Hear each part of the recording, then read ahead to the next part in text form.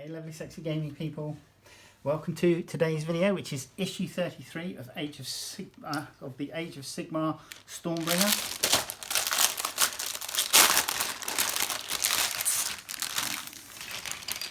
Pop the plastic over there, get rid of that. So this week we get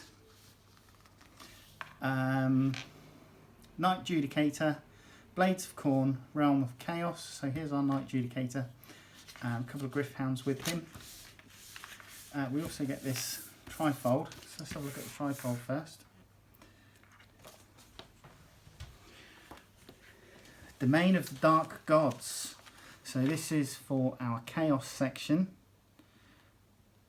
Chaos is a threat to every one of the mortal realms. The nightmarish corruption wrought by the realms during the Age of Chaos is merely a taste of what the Dark Gods have planned for reality. So there you go.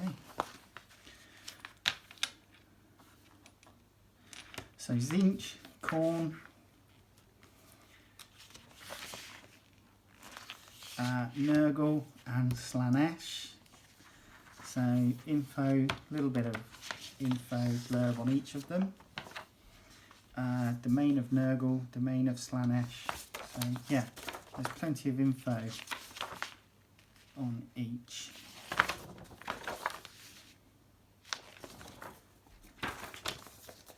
So put that down there. Alright, let's have a look. Blades of Khorne. From blood-crazed barbarians to unearthly demons, the followers of Khorne can be found everywhere in the mortal realms. They worship the blood god by going forth and killing in his name. They fall upon their enemies in rampaging horde. Heedless of death, the Khorne cares not from whence the blood flows. So, Slaughter of Savagery, Path of Skulls, the Ranks Infernal, Carrion Empire. War rages everywhere in the mortal realms, even beneath its surface. One such legendary subterranean war was between the ever-expanding Skaven and the deluded ghouls of the Flesh Eater courts. So that's cool. Skaven, just basically rat people, and Flesh Eater courts just look like vampires.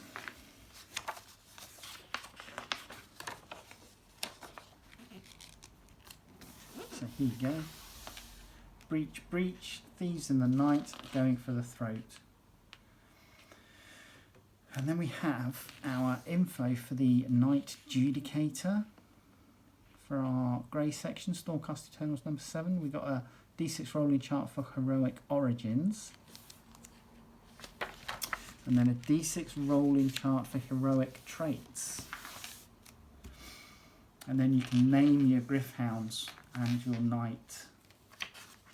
Right, how to build Knight-Judicator and Gryph-hounds. So he has some Mark II tactical rubble to stand on, which is nice.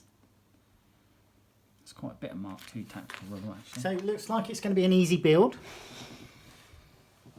Doesn't look to be too difficult, to be quite honest. There's a few extra parts for the quiver, but that's just, you know, essentially that's just a sandwich, really, a quiver sandwich. Yeah, simple. I don't know, we'll have a look and see if there's any options, because obviously they don't include the options in the destructions. Right, how to paint our Knight-Judicator and Gryph-hounds.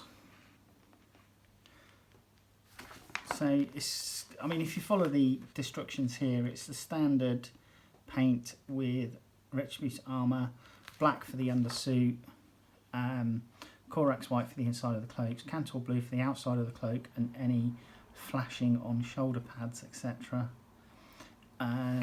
Yeah, and so on. Then we have another page for our rules. This one's number 12. And then we have Knight Arcanum, Order Tactics, number 2. Spellcasting, durability, and weak in melee. Or melee. melee.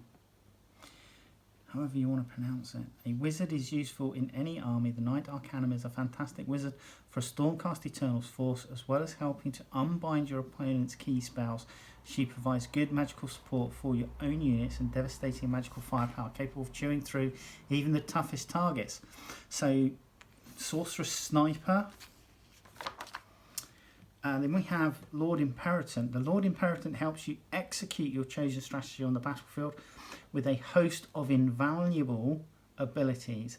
Should your opponent try to slay this vital tactical linchpin of your army, they will have to contend with Lord Imperator's excellent attacks and solid save characteristics. So we have our Knight-Judicator War Scroll here. So 6-inch move, 3 up save, 8 bravery and 5 wounds. Missile weapons, the Terminus Great Bow has a 30-inch range, 2 attacks, 3+ to hit, 2+ to wound, -3 rend and 3 damage. And the melee weapon, the Warblade, is a 1-inch range, 3 attacks, 3+ to hit, 3+ to wound, -1 rend and 1 damage. So there you go. And then the tutorials, Faithful Gryph-hounds and Gaze of Sigmar. So the Knight-Judicator is set up by the Order player at the end of their movement phase using Scions of the Storm. Before the phase ends, the Order player sets up a unit of 2 Gryph-hounds. They make sure both Gryph-hounds are within 3 inches of the Knight-Judicator and 9 inches away from any enemy units and in coherency with each other. So are they separate?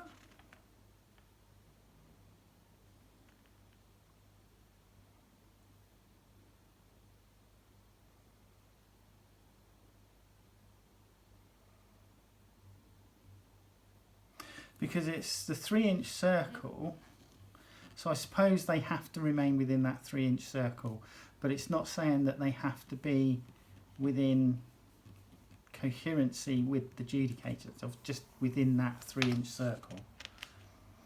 Anyway, pitched battle number 13. The forces of Order have received vital intelligence from Stormcast Vanguard scouts. The leaders of the Destruction War are planning a meeting where they can plot the next phase of their assault. A hastily assembled force of Stormcast champions now stands ready to strike deep behind enemy lines in the daring assassination mission. However, Uruks and Grots are always ready for a scrap. So, Alliance of Order, the Stormcast Eternals specialise in beheading strikes against monsters and tyrants. They will attack the force of destruction with the same precision and zeal that has seen them slaughter countless of the mortal realm's most relevant inhabitants. And we're obviously the Knight-Judicator with the Gryph-hounds, the Knight Arcanum, Lord Imperator, Lord Aquila, and Guard of Steelsoul. So just literally the characters. Alliance of Destruction. Cunning is everything to the Cruel Boys and Gloomspike Gits. And what better way to prove your cunning than by turning the tables on some would-be assassins. Any bosses who survive this battle will be able to claim greater authority over their unruly forces. And we're playing with the Kill Boss and Stab Grot, the Loon Boss, Swamp Kala Shaman and Pot Grot, Manok the Cunning, and Zarbak. So there you go. So we're using the 2 battle maps that we have already on the Desertized side. So Order is setting up in 2 opposite corners, and then Destruction is setting up in the 2 squares on the opposite short edge that are in the centre of that short edge. So it's paint issue next time, and we get the first of our Sylvaneth models. So the Arch Revenant Sylvaneth. So that's nice. I'm going to be collecting those for my force. So they look good. Right. Come down. Let's have a look at the plastic. Okay. Just move you forward a little bit. Move that out of the way. So we've got a large oval base and then 2 40mm. This is a sculpt of 2021. So was this part of the box set, the new box set that came out for it?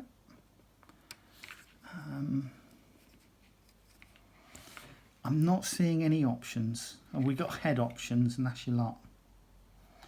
Head options there. Yeah. So, yeah, it's fairly straightforward. We've got most of the Lord on this side, and then we've got our Griffhounds on this side. So that's what we've got. That's what we've ended up with. Yeah, I mean, he just obviously looks the part for a Stormcast Eternal, and obviously the Griffhounds are looking the part for Griffhounds. There's not really a lot to say on this. We get obviously the quiver, so you get quite a few arrows included in that. So there's 5, 8, 11 arrows in the quiver, and there's one in the bow, so you get 12 on the model, on the mini. But yeah, there you go. Let's I'll get this guy cut out and come back and we'll build him. Right, should we make the Hound first? Now the Hounds are pretty much the same regardless of which one you make. There's just 3 parts, so you got 1/2 of the head and 1/2 of the body, and they're just going to go together like this.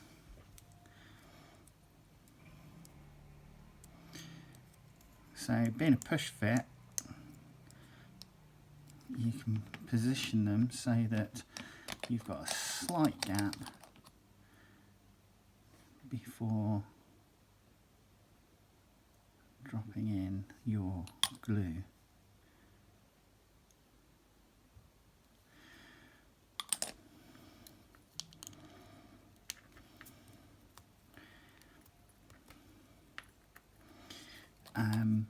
And I do glue, even though they're push fit, I still glue them just to, you know, to make sure that they're going to be robust. And then I recommend putting in a little bit of glue into the holes that the pins are going to drop into, because that will help them to slide in easier, like thus. Okay, so that's your Hound, and the other one. Okay, now again, push fit model. So this guy is going to go in there, like so. I am just going to drop in some glue, and then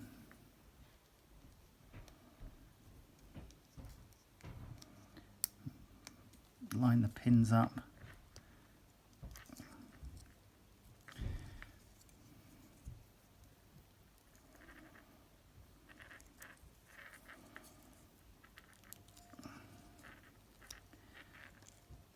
Like so.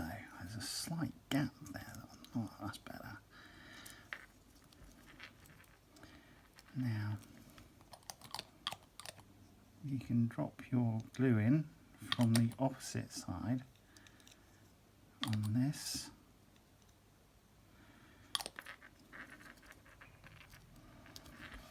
and then this guy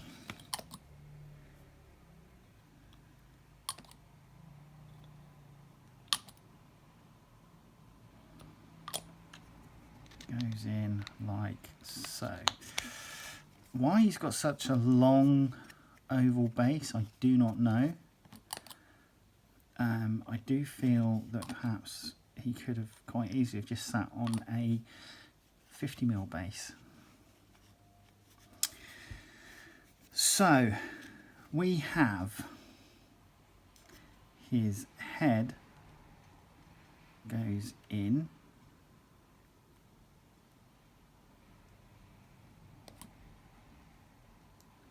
and I've gone with the helmeted crest. Then we have the torso, and what I'm actually going to do is I'm just on the pegs here,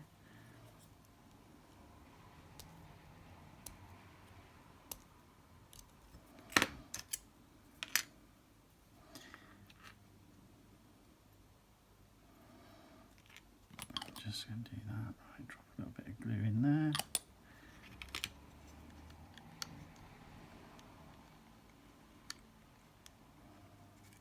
And then push that together.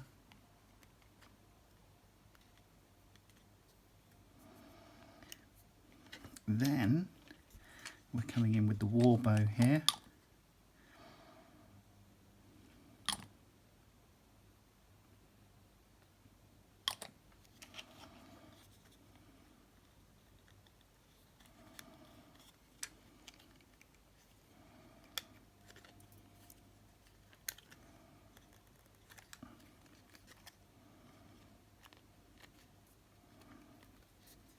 Right, now the cloak goes on here like so, but I'm not going to pop the cloak on, just so that I've got an ease of painting.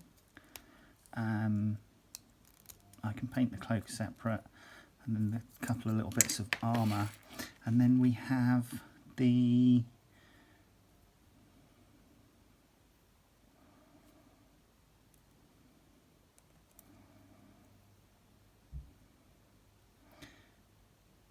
quiver,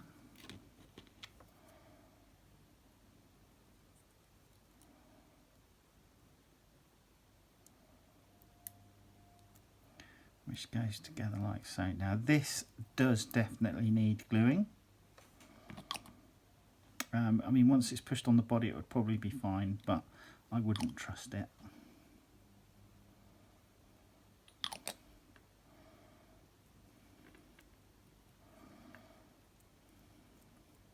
Like so, and this would then locate like so on the cloak, but again I'm not sticking that on the cloak, or I'm not going to glue it so that I can take it apart. Now line this up,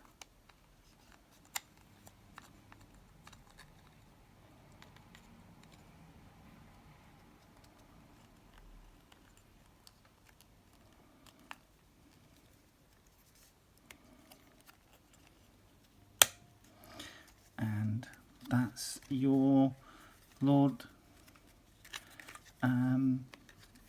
Commander. I forget what he was called. And there you go, and that great warbow. That's a fantastic warbow. And then your 2 Gryph-hounds. Right, hopefully I'll see you in the next video. Alright, take care. Bye bye.